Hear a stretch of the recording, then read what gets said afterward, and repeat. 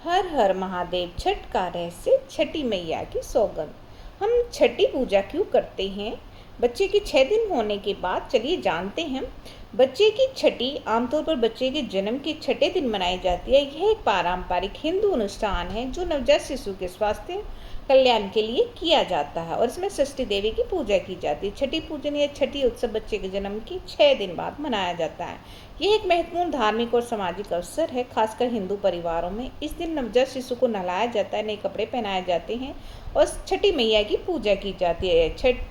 षष्ठी देवी को बच्चे की देवी माना जाता है। इस पूजा का उद्देश्य बच्ची को आशीर्वाद देना और उसकी रक्षा करना होता है। छठी पूजा आमतौर पर महिलाओं द्वारा की जाती है। इस दिन घर को सजाया जाता है, विशेष पकवान बनाए जाते हैं। कुछ लोग छठी पूजन को छठी या छट्टा भी कहते हैं। यह उत्सव शिशु के जन्म के बाद मनाया जाता है, खुशी उत्सव से मनाया जाता है। लेकिन क्या आप इसके पीछे की कहानी जानते हैं? नहीं जानते हैं तो चलिए जानते हैं कि छठी पूजन क्यों किया जाता है और ये कब से शुरू हुआ। बहुत पुरानी है। आर्यवत के छोटे से राज्य चंपावती में राजा सूर्यसेन का राज शासन था। राजा बहुत धर्मात्मा और प्रजावत्सल थे, लेकिन उनके जीवन में एक बड़ा दुख था। उन्हें कोई संतान नहीं थी। रानी माधवी और राजा ने कई वर्षों तक देवी देवताओं की पूजा करी, व्रत रखे, यज्ञ करवाए, लेकिन कोई फल उन्हें नहीं मिला। उनके कोई संतान नहीं पैदा हुई। एक दिन एक साधु उनके महल में आया। राजा ने उनका आदर सत्कार किया और अपनी पीड़ा बताई। साधु मुस्कुराए और बोले, राजन, तुम्हारा भाग्य बदल सकता है यदि तुम षष्ठी माता की सच्चे मन से आराधना करो। वो संतान की रक्षा और जीवन का वरदान देने वाली है। राजा और रानी ने उसी रात से व्रत प्रारंभ किया और षष्ठी माता की पूजा करने लगे। कुछ ही महीनों में रानी गर्भवती हो गई। पूरे राज्य में खुशी की लहर दौड़ गई कि रानी गर्भवती है। 9 महीने बाद एक सुंदर पुत्र का जन्म हुआ। राजा और रानी की आंखों से आंसू बहने लगे। वो आंसू खुशी के थे, सब कुछ ठीक चल रहा था। लेकिन 5वें दिन एक अजीब घटना हुई।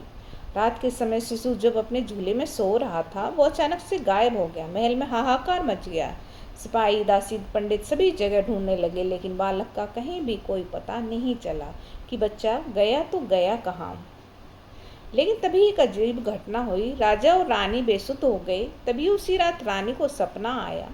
एक तेज प्रकाश में एक देवी प्रकट हुई। उनके हाथों में शिशु था। देवी ने कहा, मैं हूँ षष्ठी माता। यह बालक मैंने अपने पास इसलिए रखा क्योंकि तुमने छठे दिन मेरा पूजन नहीं किया। वचन भुला दिया तुमने, जबकि तुम्हें संतान मेरी कृपा से प्राप्त हुई। रानी ने हाथ जोड़कर उनसे क्षमा मांगी और प्रार्थना करने लगी कि उन्हें उनका पुत्र लौटा दिया जाए। लेकिन षष्ठी माता ने कहा, देवी ने कहा, यदि तुम कल सूरज उगने से पहले नदी किनारे जाकर स्नान करोगी, शुद्धता से व्रत रखोगी और मुझे अर्घ्य दोगी, तो ही मैं बालक को लौटाऊंगी। सुबह होते ही रानी ने पूरी तैयारी की। राजा, रानी और सभी नगरवासी नदी किनारे पहुंचे। रानी ने व्रत किया, स्नान किया और उगते सूर्य को अर्घ्य दिया। षष्ठी माता की पूजा विधि पूर्वक की गई। जैसे ही पूजा पूरी हुई, तेज रोशनी के साथ देवी प्रकट और शिशु को रानी की गोद में सौंप दिया। उस दिन से पूरे राज्य में कहानी ही खत्म नहीं होती है। छठी मनाई जाने लगी। कुछ वर्षों बाद वह शिशु बड़ा हुआ। नाम रखा गया विवेक। विवेक बचपन से तेजस्वी और करुणामय था।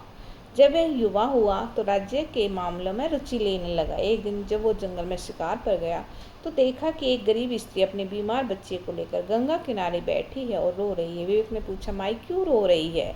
वो स्त्री बोली, बाबू, मेरा बेटा कई दिनों से बीमार है। गांव के वैद्य भी हार चुके हैं। अब तो मैं बस षष्ठी माता की शरण में हूँ। मैंने छठ व्रत का संकल्प लिया है।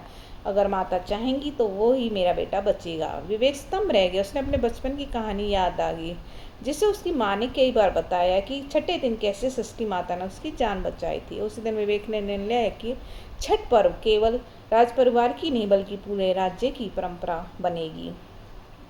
उसी दिन से छठी मनाई जाने लगी। उसने घोषणा करवाई कि हर नवजात शिशु के छठे दिन षष्ठी माता की पूजा अनिवार्य होगी। उस दिन माता की पूड़ी, ठेकुआ और फल अर्पित किए जाएंगे। महिलाएं व्रत रखेंगी, घाटों की सफाई होगी और उगते सूर्य को अर्घ्य दिया जाएगा। धीरे धीरे यह परंपरा पूरे आर्यावर्त में फैल गई। छठ को मातृत्व की देवी, संतान की रक्षा और सूर्य की ऊर्जा का पर्व मान लिया गया। लोग मानते हैं कि यदि कोई स्त्री सच्चे मन से छठ का व्रत करती है तो उसकी संतान पर कभी भी कोई दुख नहीं आता है।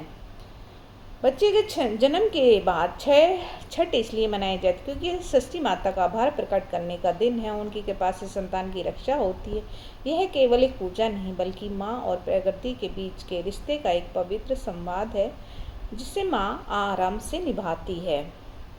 अगर आपको हमारा वीडियो पसंद आए तो इसे लाइक करें और हमारे चैनल को सब्सक्राइब करें जिससे हम आपके लिए ऐसी और वीडियो ला सकें, और लाइक करना ना भूलें।